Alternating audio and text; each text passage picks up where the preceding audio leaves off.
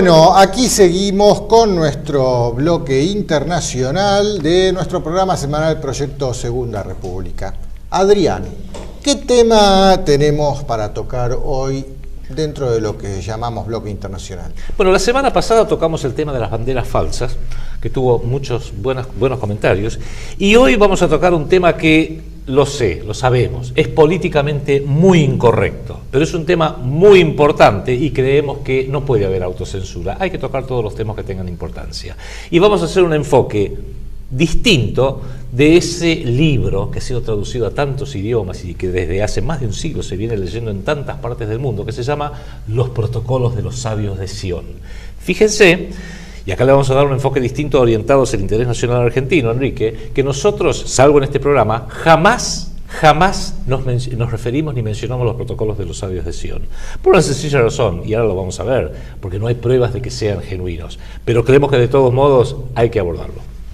Es verdad, pero bueno, ¿qué son, Adrián, los protocolos?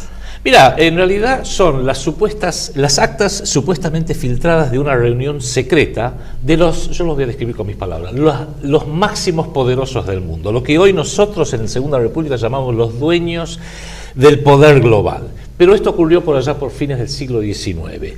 Describen en 24 actas o protocolos, como se los denominó después, los ejes de un plan de dominio planetario por una muy pequeña, pero muy poderosa élite, por un grupo muy pequeño que ha amasado poder prácticamente ilegítimo, porque no les corresponde, no es democrático, y que sí discriminan con el uso de ese poder contra el resto de todos del mundo. Por supuesto lo hacen de una manera inteligente, lo hacen de una forma coordinada, con lo cual muchos van a decir, es una conspiración. Lo hacen con una estrategia a largo, diría muy largo plazo, siglos, muchas generaciones, y con un objetivo último, que es instaurar un gobierno mundial, que nosotros también venimos hablando del peligro de que vemos los indicios a diario, de que nos están arrastrando a un gobierno mundial real. Hoy estamos en un gobierno mundial de hecho que ellos mismos llaman globalización. Bueno, lo que se viene es un gobierno mundial de derecho, pero esto ya venía planificado a fines del siglo XIX y que tiene tácticas a corto plazo, estrategias a largo plazo, las tácticas, las acciones concretas a corto plazo, y que tiene incluso instancias de autocontrol, cómo van ajustando la puntería, cómo van dirimiendo cosas internas, desacuerdos internos, y por supuesto cómo van tomando las decisiones y los ajustes que corresponden. Vos fíjate, su autenticidad es totalmente inverificable. Es más, podemos tildarlo de panfleto, de libelo, de lo que sea. Pero lo que sí está claro, que es la conclusión que cualquier lector llega al final luego de leerlo, es que es lo que está pasando hoy. Claro, y extrañamente, y ahora vamos a ver de dónde viene, porque no hay prueba alguna de la legitimidad, de la genuinidad de este documento. Incluso si uno los mira, lo lee atentamente y desapasionadamente, ve que en realidad son dos libros. Por un lado es una descripción estratégica a largo plazo, con tácticas a corto plazo, de cómo ir haciéndose de todas las riendas de poder del mundo, por parte de una élite pequeña, eminentemente privada, para lograr un gobierno mundial. Pero después está la segunda parte del libro, que está, no es que sean dos partes sucesivas, sino que está todo medio entremezclado. Cuando logren su poder mundial, cuando logren su gobierno mundial instaurado, proponen de una forma muy inteligente cómo manejar la política, cómo manejar la moneda soberana, cómo manejar la obra pública, cómo manejar el trabajo, con lo cual es muy interesante. Ellos saben cómo se hacen las cosas, lo saben desde hace siglos, o por lo menos desde fines del siglo XIX, pero dicen, eso lo dejamos para cuando nosotros podamos imponer el gobierno mundial. Mientras tanto, vamos a tratar de desarticular todo para que nos vengan a pedir prácticamente a gritos, por favor, háganse cargo, hagan su gobierno mundial. Pero bueno, la pregunta del millón acá es ¿quiénes lo redactaron? Y hay varias opciones. La primera que salta a la vista es los Illuminati de Baviera, esta sociedad secreta fundada por Adam Weishaupt allá en 1776. Su símbolo todos lo conocen, lo pueden ver en el billete de $1, es esa pirámide extraña con un ojo que todo lo ve. Y a mi opinión personal, por cómo están redactados, encajaría perfectamente dentro de lo que es el acta de una reunión de una logia. Vos sabés, Adrián, que cuando estas sociedades secretas tienen sus reuniones, siempre hay un venerable maestro que desde el estrado habla, y a su lado hay un secretario que toma nota a mano de todo lo que va diciendo. Y bueno, el venerable puede hablar más rápido de lo que el secretario tiene la capacidad de escribir, y por eso en la redacción misma de los protocolos se notan saltos de redacción, como que falta un pedazo, como que están hablando de una cosa y se corta, y después empiezan hablando totalmente de otra, como que el que escribía no alcanzó a notar, y eso se nota en varias partes de los protocolos. Hay varios saltos de esta naturaleza, y después, por ser actas de varias reuniones, no solo de una, tocan temas variados y vuelven sobre un tema y sobre otro en varias oportunidades de una manera muy desordenada, y eso es lo que, a mi entender, me lleva a la conclusión de que se trata de actas de reuniones de sociedades secretas en las cuales el secretario encargado de llevar las notas no tenía una mano muy veloz. Es verdad eso, Enrique, y eso explica la inconsistencia y la desprolijidad de los 24 actas, de los 24 protocolos estos. Sí, porque hasta hay un protocolo que falta entero, está el título y no está el protocolo. Tal cual. Entonces está claro. La otra posibilidad sería, bueno, las máximas instancias también, hablando de logias masónicas, pero ya hablando de la masonería inglesa, con el rito escocés o la francmasonería, eso sí, hablando siempre del grado 33. Que son hermanos los Illuminati y la masonería, pero sí, o puede ser una mezcla de ambas. Pero, exacto, eso nunca se sabe, porque casualmente, como son sociedades secretas, nosotros que estamos afuera no sabemos lo que hacen, ni quiénes son, ni cómo se agrupan. O sea que puede ser cualquier cosa de este lado de la posibilidad, que sería sociedades secretas. La tercera opción, que ha sido la piedra de escándalo, es que sean las actas, obviamente sacadas en forma clandestina, del primer congreso sionista presidido por Teodoro Herzl, el padre fundador del sionismo, que escribió El Estado Judío, donde nombra a la República Argentina como un lugar potencial para instaurar un Estado judío, y que se llevaron a cabo entre el 20 y el 31 de agosto de 1897. Esa sería la tercera opción, que quizás es una de las que ahora vamos a describir en mayor detalle. Y la cuarta opción es que sean falsos, que sean una falsificación por la policía del zar, estamos hablando de 1896, 1897, o vas a saber, puede haber sido por la policía prusiana, una falsificación. Sin embargo, saltan a la fama mundial estos 24 protocolos cuando se publica una obra que se llamó El Anticristo como posibilidad inmediata de gobierno, de un monje ruso, Sergei Nilus, cuyo capítulo 12 se llama Los protocolos de los sabios de Sion. Pero aclaremos, Sergei Nilus, que obviamente fue uno de los primeros que tuvo estas actas, no recibió una carpeta que diga Protocolos de los sabios de Sion. Yo creo que este nombre, Protocolos de los sabios de Sion, se los da él. Y ahí está la piedra de escándalo, porque estaba aludiendo directamente a un poder judío, un poder sionista. Y acá creo que es importante hacer, Enrique, una clara aclaración respecto de que hay 4 categorías que tenemos que tener bien en claro cuando hablamos de estos temas tan ríspidos, que hay que diferenciarlos. Por un lado está el pueblo judío, una comunidad muy pequeña. Aún hoy las cifras oficiales de la comunidad judía a nivel mundial habla de 16 millones en todo el mundo, con lo cual serían el 0,2% de la población del planeta, de 7.000 millones. O sea que el 99,8% de la población del planeta no es miembro de la comunidad judía. La mayoría de la comunidad judía especialmente su dirigencia, es de origen ashkenazim. Usted sabe que están los sefardíes, que probablemente pueden reclamar una descendencia directa de los israelíes y los hebreos de la Biblia, y los ashkenazim, que en realidad es una tribu, los casaríes, que se convirtieron en masa en el siglo IX al judaísmo, y que no tienen una gota de sangre de los judíos originales, los israelitas originales de la Biblia.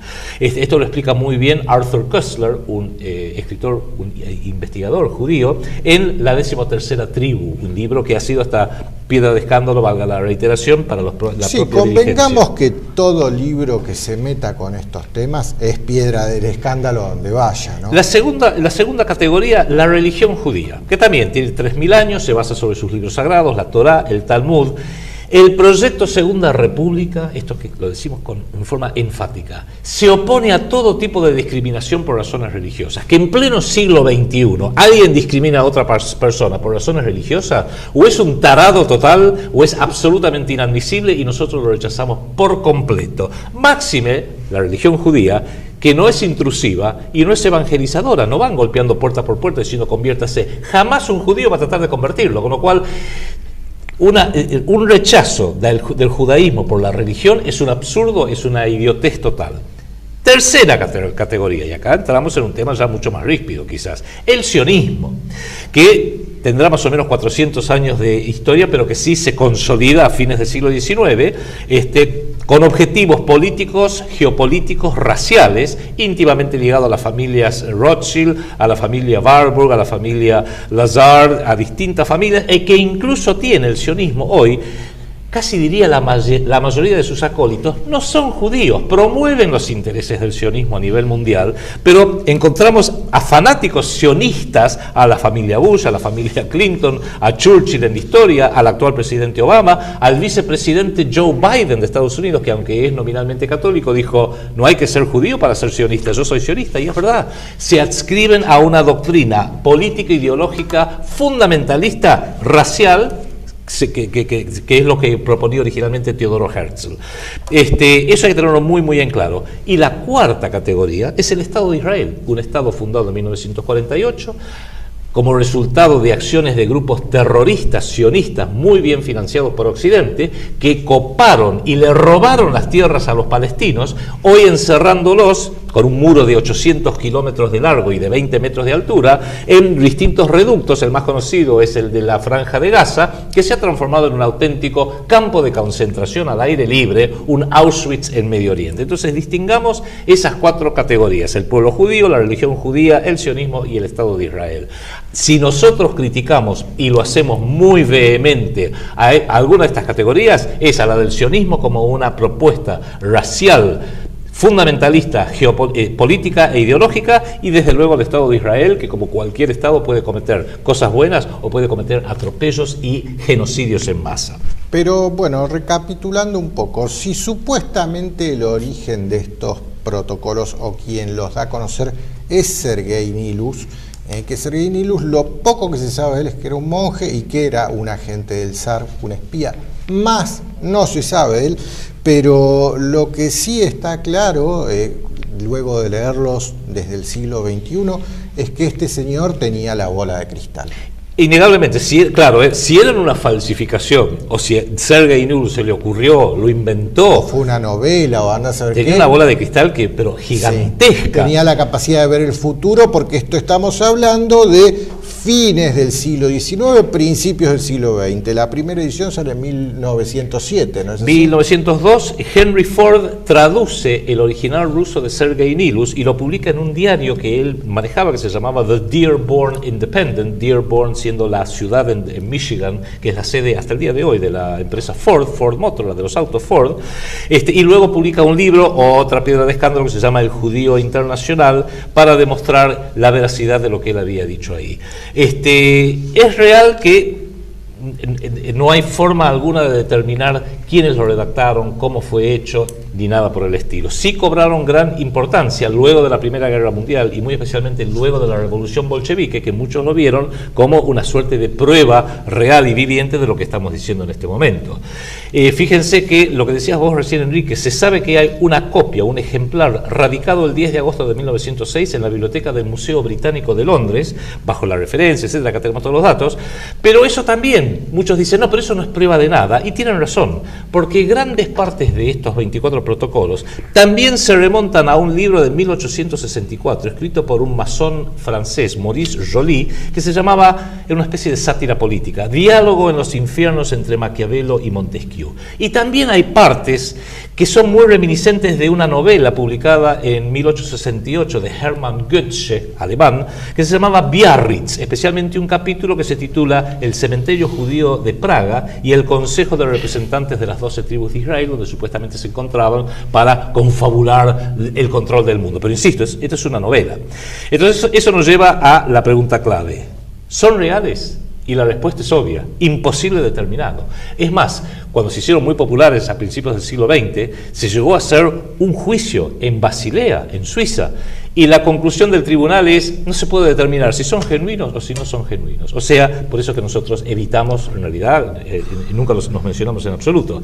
Pero lo que dijo recién Enrique es lo real. Serán políticamente incorrectos, tendrán una prensa terriblemente contraria desde hace 80, 90 años.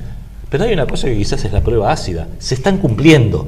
Y cuando nosotros hacemos este programa, el objetivo nuestro es cómo se están cumpliendo a nivel mundial, y no estoy hablando de alguna cosa de hace 30 años, hoy se están cumpliendo a nivel mundial y se están cumpliendo muy especialmente en la República Argentina, con lo cual no lo pongamos en cabeza de nadie en particular, pero sepamos que esto es la prueba en los hechos de que hay una estructura muy pequeña que controla el mundo y que tiene determinada planificación y que la está llevando a cabo, la está imponiendo y la está logrando. Y eso debiera preocuparnos. Después veremos, yo no creo que sea ningún grupo en particular. Yo mismo lo he definido para quienes les interese en mi libro El cerebro del mundo, donde describo un conjunto de think tanks, hemos hecho un especial de doctrina al respecto, un conjunto de think tanks de bancos de cerebro que van planificando, van ajustando y van promoviendo todo aquello que los va a llevar a su objetivo declarado de imponer un gobierno mundial de derecho. Después veremos quiénes son, es más, en el libro lo describimos, no es un secreto oculto, la información está. Banqueros, gente de los medios, gente del dinero, gente de la industria, gente que está en el gobierno, académicos, periodistas, hay todo un conjunto de personas, no es privativo de un solo grupo, pero sí están todos alineados a este objetivo en común. Pero bueno, Adrián, en concreto, ¿qué dicen estos protocolos? Sería lindo a lo mejor repasar algunos de los puntos. El libro es extenso, no lo podemos repasar todo, pero algunos que quizás te voy tirando algunas perlitas. Sí, sí. En nuestros días, el poder del oro ha reemplazado al poder de los gobiernos. Eso creo que lo vamos viendo, el poder del oro acá. Ubiquémonos a medida que vamos leyendo estos pequeños tramos, que estamos hablando de algo redactado en 1896 supuestamente y traducido un montón de idiomas, y esto es una traducción en castellano que habría que ver inclusive si está correcta o no. Muchos pícaros le han agregado nosotros los judíos, por ejemplo. Pero eso es un agregado, porque en definitiva las actas hablan de nosotros como una estructura de poder, nosotros como una suerte de logia, incluso algunos hablan nosotros los masones. Los pueblos están idiotizados por el alcohol y los licores, su juventud embrutecida y el libertinaje precoz al que la han empujado nuestros agentes, maestros, criados, gobernantes en las casas ricas, otros agentes nuestras mujeres en los centros de diversión. A estas últimas hay que sumar las que se llaman mujeres de mundo, imitadoras voluntarias del libertinaje de aquellas y de su lujo. Nuestra palabra de orden es la fuerza y la hipocresía. Yo creo que ahí está una clave muy importante, y esta frase sí, a veces la utilizamos nosotros. Fuerza e hipocresía, o sea, te mato a golpes y después tengo la hipocresía de decir, lo hice para beneficiarte. Invado tu país, mato 2 millones de personas para sacarte un monstruo que se llama Saddam Hussein, que tiene armas de destrucción masiva, y después digo, uy, no me di cuenta, no estaban, nunca las encontré. Te presto gigantescas cifras de dinero porque te impuse gobernantes que se endeudan, y después, uy, no podés pagar, bueno, te hago un nuevo megacanje del megacanje del megacanje. Fuerza e hipocresía. Solo la fuerza puede triunfar en política. La violencia ha de ser un principio, la hipocresía y la astucia una regla. Es necesario que las guerras, a ser posible, no confieran ninguna ventaja territorial a los beligerantes. La guerra queda así transportada al terreno económico, con lo que las naciones verán la fuerza de nuestra supremacía. Eso lo venimos diciendo una y otra vez en este programa. Argentina no está invadida territorialmente. No hay un ejército norteamericano, por ejemplo, o un ejército brasileño, chileno, para que actúen en nombre de los poderosos, que nos hayan invadido. No es necesario. El control económico financiero es tan total que con eso les basta. Es más, hay una parte justo antes de esa, Enrique, que dice, no debemos detenernos como espantados delante de la corrupción, del engaño, de la traición, siempre que estos sean para ayudarnos a llegar a nuestros fines. Los gobernantes elegidos entre el pueblo por nosotros mismos en razón de sus aptitudes serviles serán individuos no preparados para el gobierno del país. Así, por este camino, vendrán a ser los peones de nuestro juego de ajedrez fácilmente manejables por las manos de nuestros sabios y geniales consejeros, de nuestros especialistas educados y formados desde su tierna edad en el manejo de los negocios de todo el mundo. Aquí, Enrique, la tentación dirían, sería decir Menem, Cristina, Néstor, De la Rúa, Bush, Clinton, Cameron, Berlusconi, son todos los gobernantes del mundo, lamentablemente sí. Prensa.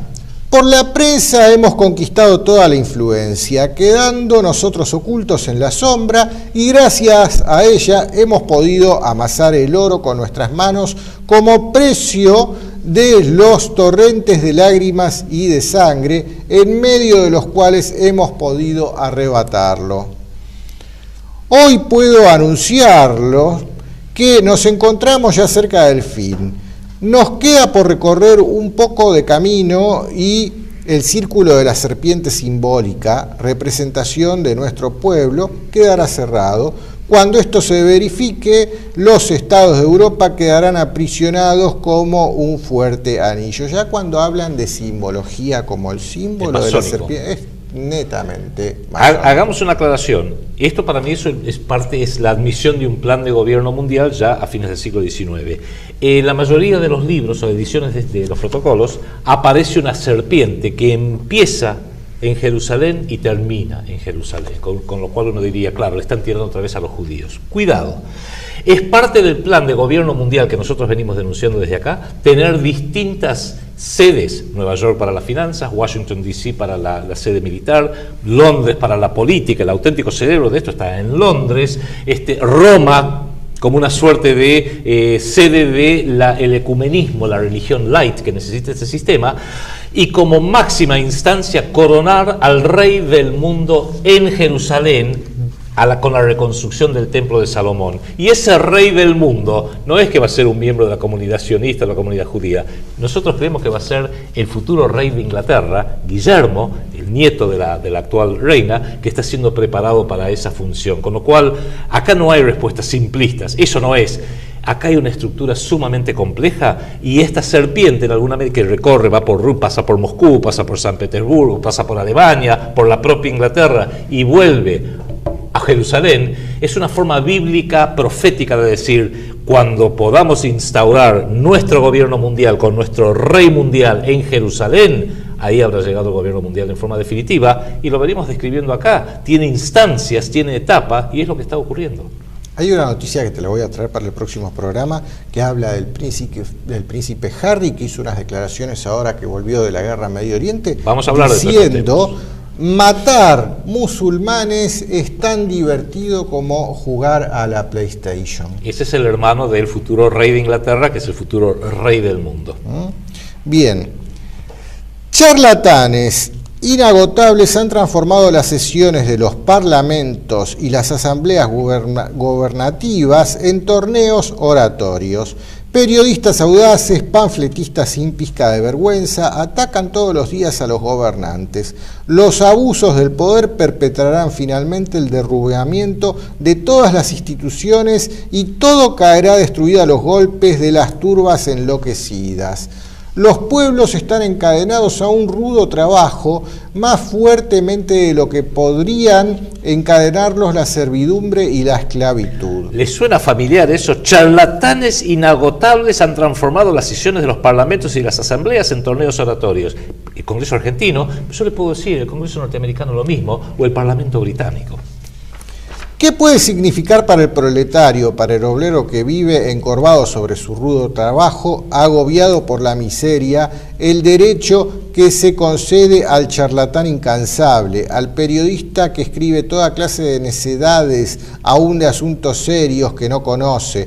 Desde el momento que el proletario no saca otra ventaja de la Constitución que las miserables migajas que dejamos caer de nuestra mesa como precio de un voto emitido conforme con nuestra consigna en fervor de nuestros agentes e intermediarios. Esto es la Argentina actual, es el kirchnerismo, esto es el kirchnerismo descripto a la perfección, mientras que el pobre pueblo, sea clase media, trabaja para pagar impuestos, para mantener a toda esta lacra.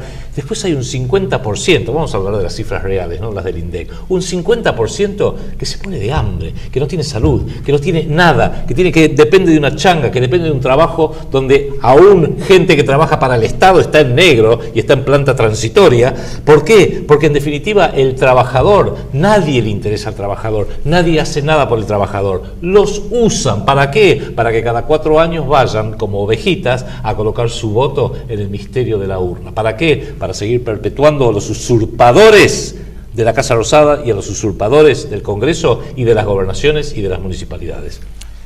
Los derechos republicanos para el pobre diablo no son sino una amarga ironía. Hablando del trabajador, ¿no? La necesidad de un trabajo diario no le permite gozar, pero en cambio esos derechos le privan de la garantía de una ganancia constante y segura, y lo que entregan atado de pies y manos a las huelgas, a los patrones o a los compañeros. El hambre dará al capital más derechos sobre el obrero que los que jamás otorgaron a la aristocracia, la ley y el poder de los monarcas. Por eso es que la pobreza, quizás no el hambre como hubo hambrunas en otros países, Ucrania por ejemplo, el hambre en este caso es la pobreza que no le permite al pobre trabajador, al pobre indigente, entender quién es su verdadero enemigo. Mediante la miseria, el odio y la envidia que ella produce, manejaremos y utilizaremos sus manos para aplastar a los que se oponen a nuestros designios. Esto están describiendo Lacan por acá, evidentemente. Todas las ruedas del mecanismo de los gobiernos dependen de un motor que está en nuestras manos. Ese motor es el oro. El problema del capital de nuestro gobierno está en debilitar el espíritu público por la crítica, en hacerle perder la costumbre de pensar, pues la reflexión da origen muchas veces a la oposición, en distraer las actividades de los espíritus con banales escaramuzas y torneos de oratoria. Para adueñarse de la opinión pública es necesario tenerla siempre suspensa y vacilante, expresando por todos lados y por largo tiempo tantas opiniones contradictorias que se saquen sus propias conclusiones por perderse en ese laberinto de ideas y por persuadirse que es mejor para ellos no tener opinión alguna en política. Por eso aún, o sea, yo de política no hablo. Claro, no hablemos de política en esta mesa. Por eso nosotros mismos le decimos, no crea ni en el gobierno, no crea en la oposición, no crea en lo que lee en los diarios, por más que diga La Nación o Clarín arriba, e incluso utilice al máximo su cerebro, no piense con el cerebro ajeno, aún todo lo que decimos nosotros, que le puede parecer a muchos atractivo, también verifíquelo, piénselo, sopéselo. Uno de los protocolos es muy interesante, esto lo voy a leer yo, Enrique.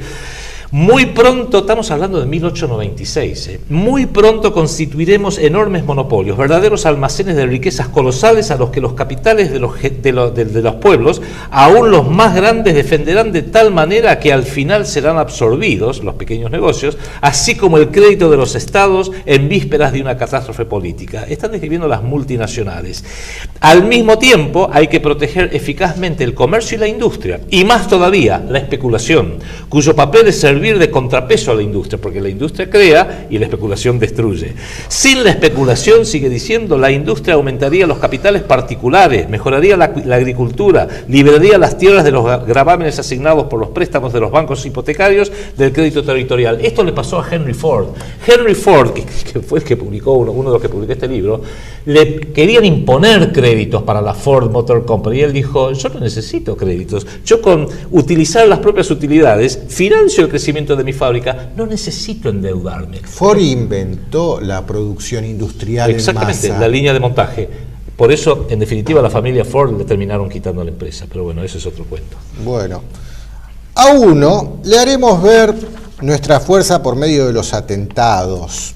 Esto es, del terror a todos, Si es que todos se rebelen contra nosotros, contestaremos con los cañones americanos, los chinos o los japoneses. Prestemos mucha atención. Recuerde la Primera y la Segunda Guerra Mundial, donde es una estructura de poder tan grande que puede oponer Alemania contra Inglaterra, Inglaterra contra Francia, Rusia contra Estados Unidos. Pueden manejar para que dividir a imperar, que es la vieja geopolítica británica. Pero están hablando del terrorismo. Haremos ver nuestra fuerza a través de los atentados y del terror. Pensemos un poquito, ¿eh? Otro muy importante, escuche este: haremos subir los salarios, pero de tal manera que esta alza no reporte ningún provecho a los obreros y a los trabajadores, porque al mismo tiempo habremos provocado el encarecimiento de todos los artículos de primera necesidad, inflación, controlar y mantener empobrecidos a los pueblos a través de la inflación. Los gobernantes firmarán los papeles sin leerlos, sirven por interés personal o por ambición. Rodearemos asimismo nuestro gobierno de todo un mundo de economistas. He aquí por qué las ciencias económicas son las más útiles y que importa tanto que se las enseñe a nuestros agentes. Estaremos rodeados de una pléyada de banqueros, industriales, capitalistas y más que todo eso de millonarios, supuesto que en último término los guarismos son los que deciden todo. Fíjense quiénes son los que opinan sobre que hay que pagar la deuda externa: Daniel Marx, Sturzenegger, Cavallo, Melconian, Redrado, Pratgay, Lavagna, Lauía. Sus agentes a los que los mandaron a la Facultad de Economía, que ellos la crearon, lógico, porque la y que Facultad de ellos Economía diseñaron el programa de estudios. Sí, señor. Bien. Nuestro supergobierno se halla en las condiciones extralegales en las que se ha convertido en llamar con una palabra demasiado enérgica: dictadura. Ojo, están diciendo cuando nuestro gobierno mundial sea finalmente instaurado, que todavía no llegó, hoy tenemos el gobierno mundial de hecho, globalización. Cuando hayan instaurado el gobierno mundial de derecho, te lo están anunciando desde hace 110 años como mínimo, va a ser una dictadura. Tenemos en nuestras manos ambiciones desmedidas, avideces ardientes, venganzas despiadadas, odios rencorosos. De nosotros proviene ese terror que todo lo ha invadido.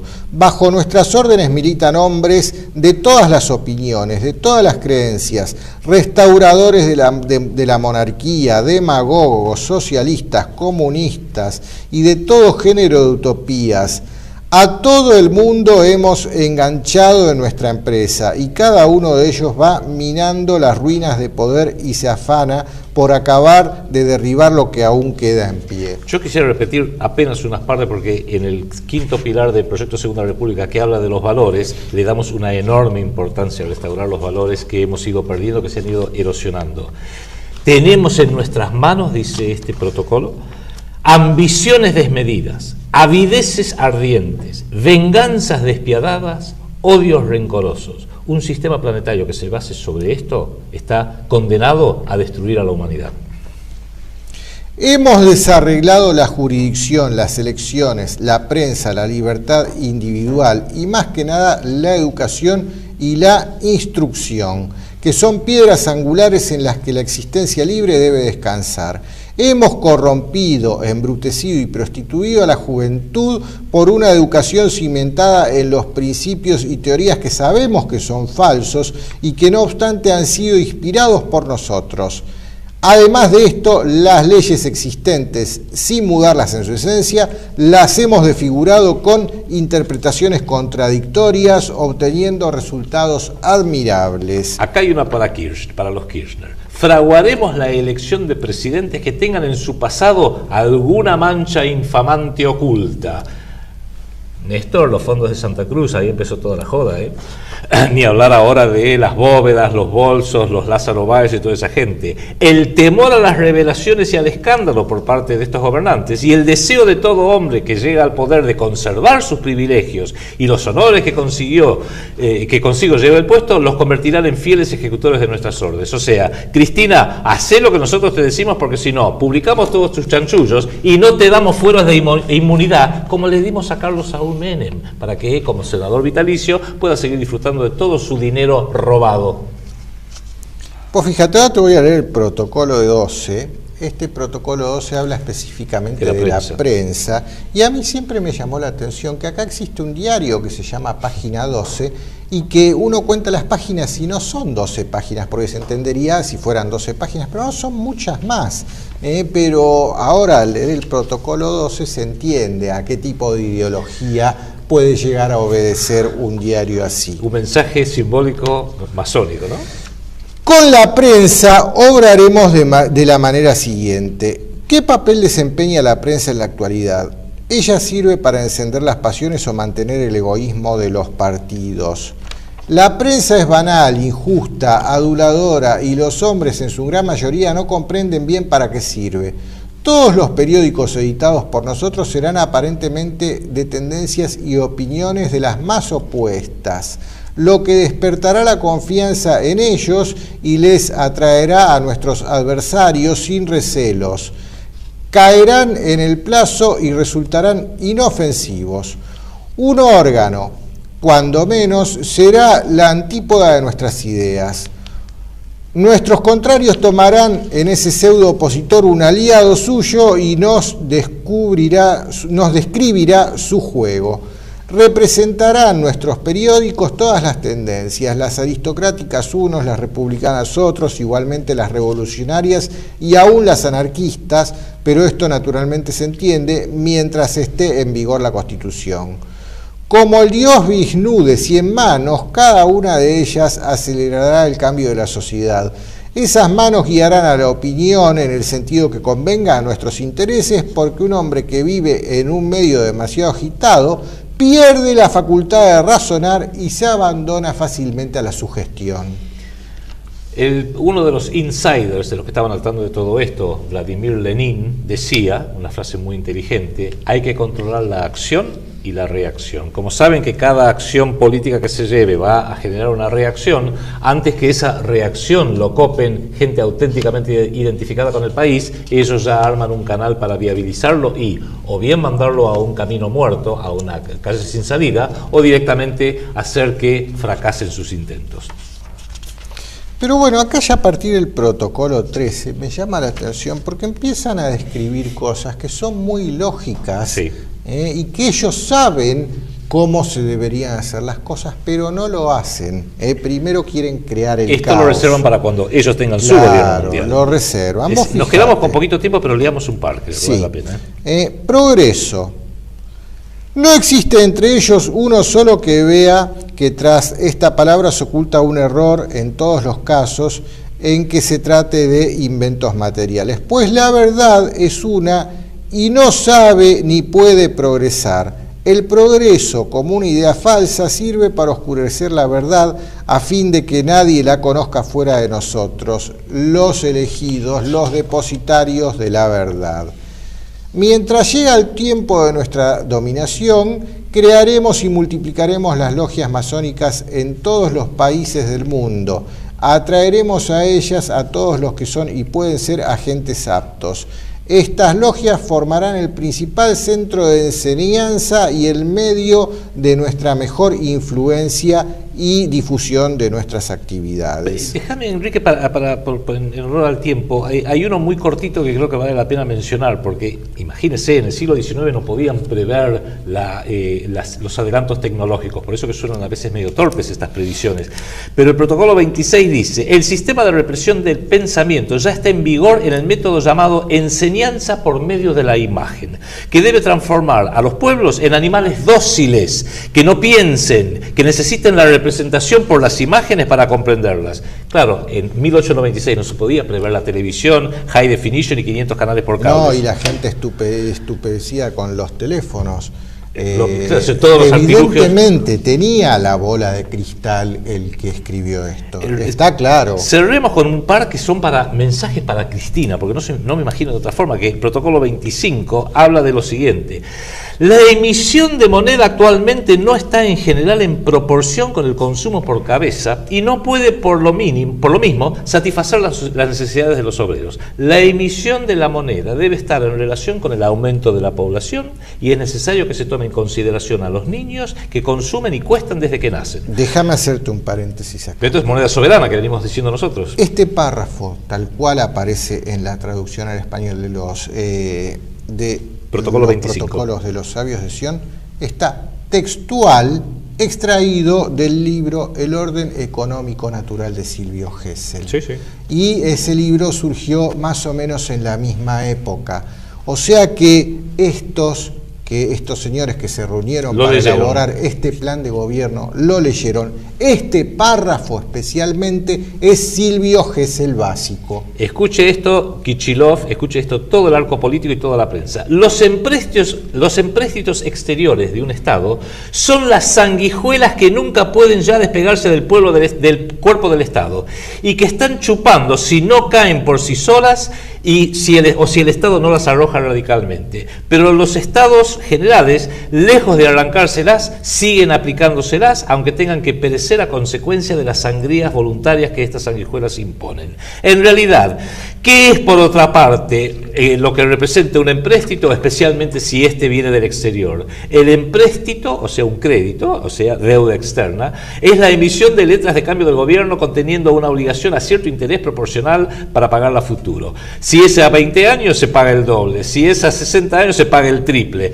Por aquí se verá que bajo la forma de la deuda externa, el Estado toma hasta los últimos centavos del pobre, invirtiéndolos en pagar a los ricos extranjeros, pagadores seriales, de los que ha tomado prestado el dinero, en vez de ir acumulando las riquezas para sus necesidades. Pero una vez que nosotros nos hemos ganado a las personas que nos sean necesarias para hacer que estos empréstitos se pasen al exterior, todas las riquezas de los estados pasarán a nuestras arcas y a nuestras capas. O sea, les está diciendo en definitiva que la deuda pública son sanguijuelas, que lo peor que puede hacer un Estado es justamente no aplicar las pautas que ellos mismos dicen de emisión de moneda soberana y hacer en su lugar empréstitos. O sea, saben que es lo correcto, sabían muy bien que era lo que había que hacer, pero le han dicho a todos los gobernantes, para eso han financiado sus campañas, ustedes tienen que hacer lo que les decimos nosotros. Cerremos, Enrique, porque ya ahora sí se nos termina el tiempo. Déjame leerte el último, perdón. Porque esto queda colgando de lo que vos decías. Miren esto. Para el pago de los intereses es necesario recurrir a nuevos empréstitos que no absorben sino que aumentan la deuda principal. Una vez agotado el crédito, se necesita recurrir a nuevos impuestos y estos sirven no para cubrir el empréstito, es decir, la deuda contraída, sino solo para pagar los intereses del mismo, resultando que por estos impuestos son un pasivo empleado en cubrir el pasivo anterior. Tenemos en nuestras manos la más grande fuerza moderna, el oro. Podemos en 2 días retirar nuestros depósitos de la proporción y cantidad que sea de nuestro agrado. Acá ya están hablando de que la crisis la van a generar retirando el dinero de circulación. Y eso ya lo han ensayado acá en la Argentina en el año 2001. Es lo que va a venir próximamente a nivel mundial.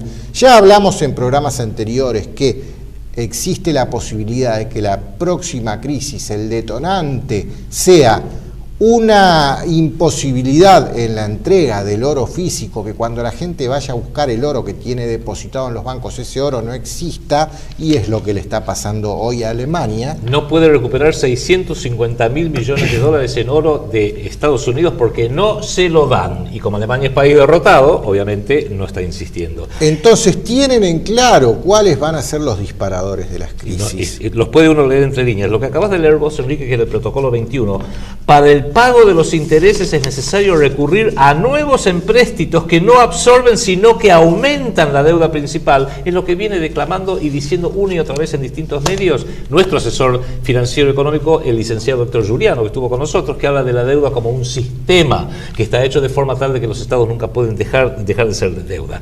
Concluyendo, describen el mundo actual. No importa quién nos haya hecho, pero evidentemente tenía una bola de cristal enorme o era parte de un plan a largo plazo que ya sabían cuáles eran las distintas etapas de ese plan. Muy especialmente describen la Argentina de los últimos 30, 40 años.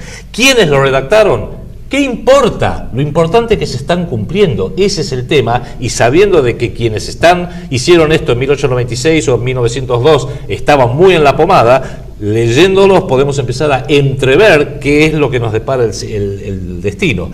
El proyecto Segunda República, nuestra visión, es que todo esto viene articulado por estos centros de poder mundial, estos think tanks de los cuales venimos hablando una y otra vez con el Consejo de Relaciones Exteriores, la Comisión Trilateral y el Grupo Bilderberg a la cabeza. La importancia que tiene entender esto es que quieren un gobierno mundial, por eso tienen que destruir los estados soberanos. Pilar número 1 del proyecto Segunda República. Quieren quedarse con el valor económico del planeta, por eso han destruido la moneda soberana. Pilar del proyecto Segunda República número 2.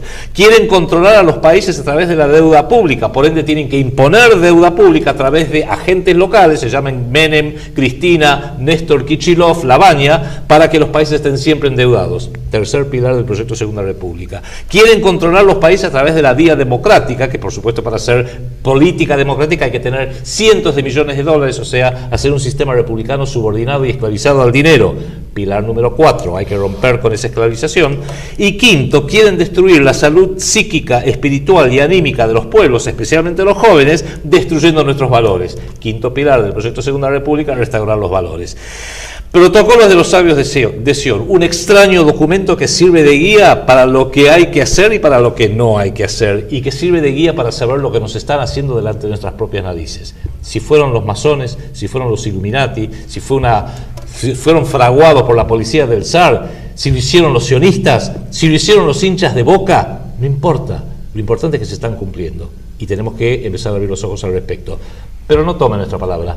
Consígase un ejemplar, léalo y saque sus propias conclusiones.